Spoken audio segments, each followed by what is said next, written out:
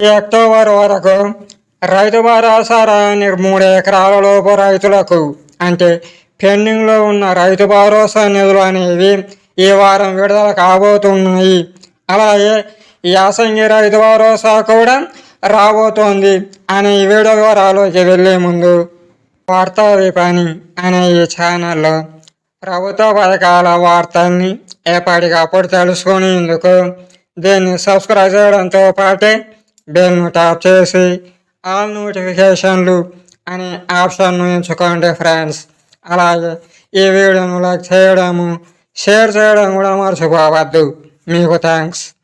ఇక వర్షాకాలం పంటల యొక్క రైతు భరోసా అనేది దసరాకు ఒక వారం ముందే విడుదలైనప్పటికీ దాదాపుగా ఈ అక్టోబర్ వరకు అంటే ఈ మొదటి వారం వరకు రాష్ట్రంలోని 31 జిల్లాలలోని 565 మండలాల్లో ఉన్న దాదాపు అందరి రైతుల అకౌంట్లోకి 2 ఎకరాల లోపు ఉన్న వారికి రైతు భరోసా అనేది పడింది.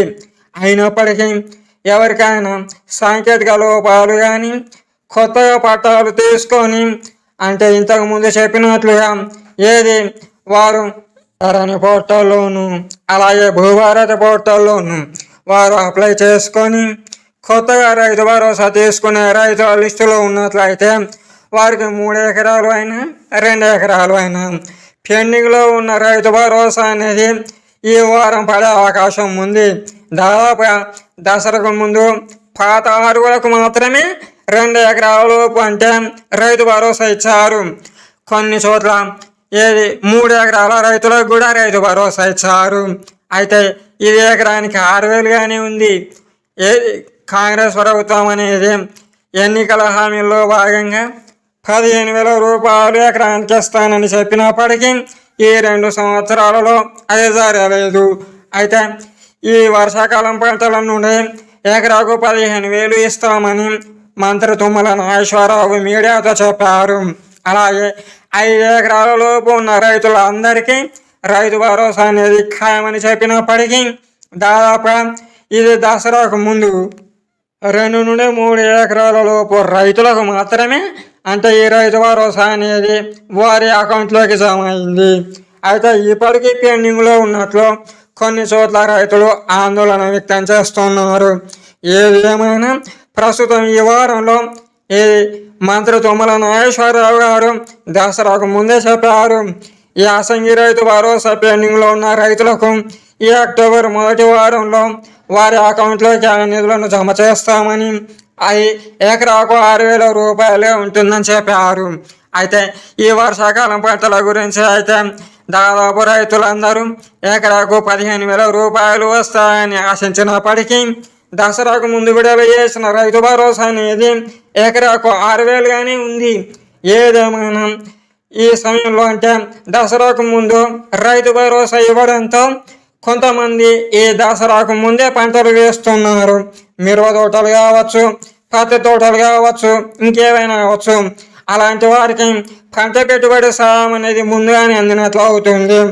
ఇక ఇప్పుడు వర్షాలు అనేది జోరు మీద ఉన్న నేపథ్యంలో కొన్ని చోట్ల పంట నష్టం కూడా జరుగుతోంది.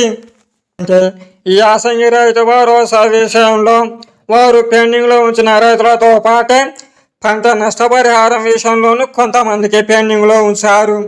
ఇప్పుడు కూడా ఏమైనా పంట నష్టపరిహారం అనేది పెండింగ్లో ఉన్నట్లయితే అంటే సకాలంలో వారికి నష్టపరిహారం చెల్లించకపోయినట్లయితే 2026 యాసంగిలో ఈ నష్టపరిహారాన్ని చెల్లించేందుకు ప్రభుత్వం ముందుకొచ్చే అవకాశం ఉంటుంది.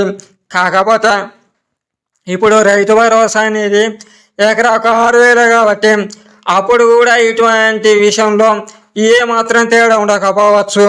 అయితే యాసంగి నుంచి అంటే 2026 సమయంలో అప్పుడు ఇది ఎండాకాలంలో వేసే పంటల విషయంలో 15,000 ఇస్తారేమో చూడాలి. ఎకరాకు 15,000 ఇస్తారని రైతులు ఎప్పటి నుంచో ఆశలు పెట్టుకుంటున్నప్పటికీ ఈ 2 సంవత్సరాలలో ఎకరాకు 6,000 ఇచ్చారు. ఇక 4-5 ఎకరాల రైతులకైతే అసలు రైతు భరోసాని కొన్ని చోట్ల రావడం లేదని కొంతమంది విమర్శిస్తున్నారు. ఏకంగా రైతులే దీని గురించి ఆరోపణలు చేస్తున్నారు. 3 నుంచి 4 అని 4 నుంచి 5 ఎకరాలు ఉన్న రైతులకు రైతు భరోసా రావడం లేదనేది వాస్తవమో కాదో తెలియదు కానీ కొంతమంది రైతులు మాత్రం మాకు రాలేదని స్పష్టంగా చెబుతున్నారు. కాబట్టి ఈసారి ఈ వర్షాకాలం పంటల సమయంలో దసరాకు ముందు 2 నుంచి 3 ఎకరాల లోపు రైతులకు రైతు భరోసా ఇచ్చేశారు. ఇక 4 నుంచి 5 ఎకరాల రైతులకు ఇప్పుడు ఇది యాసంగి రైతు భరోసా పెండింగ్లో ఉన్న సమయంలోనే ఇలా ఈ వర్షాకాలం పంటల సమయంలో ఇలా 4-5 ఎకరాలు ఉన్న రైతులకు కూడా రైతు భరోసా ఇచ్చేందుకు ప్రణాళికలు చేపట్టినట్లు మంత్రి తుమ్మల నాగేశ్వరరావు గారు చెప్పారు. ప్రభుత్వం కూడా అంటే దీనికి గ్రీన్ సిగ్నల్ ఇచ్చిందని ముఖ్యమంత్రి రేవంత్ రెడ్డి గారు రైతులందరికీ రైతు భరోసా ఇస్తారని ఆయన మీడియాతో చెప్పారు. కాబట్టి ఈ మొదటి వారంలో అంటే అక్టోబర్ మొదటి వారంలో యాసంగి రైతు భరోసా పెండింగ్లో ఉన్న రైతులతో పాటు 4 నుంచి 5 ఎకరాల లోపు ఉన్న రైతులకు రైతు భరోసా పడే అవకాశం ఉంది. ఒకవేళ కొద్దిగా ఆలస్యమైనప్పటికీ అంటే అది సాంకేతిక లోపాలతోనూ లేదా ఇంకేదైనా బడ్జెట్ అంటే దానికి కావలసిన నిధులు సమకూరే సమయం వచ్చేలోపు మొత్తానికి ఈ అక్టోబర్ చివరికల్లా 5 ఎకరాల లోపు రైతులకు ఈ వర్షాకాలానికి సంబంధించిన రైతు భరోసా నిధులు అనేది వారి అకౌంట్లోకి జమ అవుతాయని మంత్రి తుమ్మల నాగేశ్వరరావు గారు చెప్పారు. కాబట్టి ఈ వార్తను మీకు తెలిసిన రైతులకు షేర్ చేయండి. ఇంకా ఎకరాకు 15,000 రూపాయలు అనేది వాస్తవం కాలేదు. ఎందుకంటే నిధులు సరిపోలేదు. బహుశా 2026 వేసవి కాలంలో ఎకరాకు 15,000 ఇస్తారేమో. పైగా దీనికి కూడా కొన్ని షరతులు ఉంటే ఉండవచ్చు. అంటే మొదటి దశలో 2-3 ఎకరాల లోపు రైతులకు ఈ 15,000 ఇస్తారు కావచ్చు.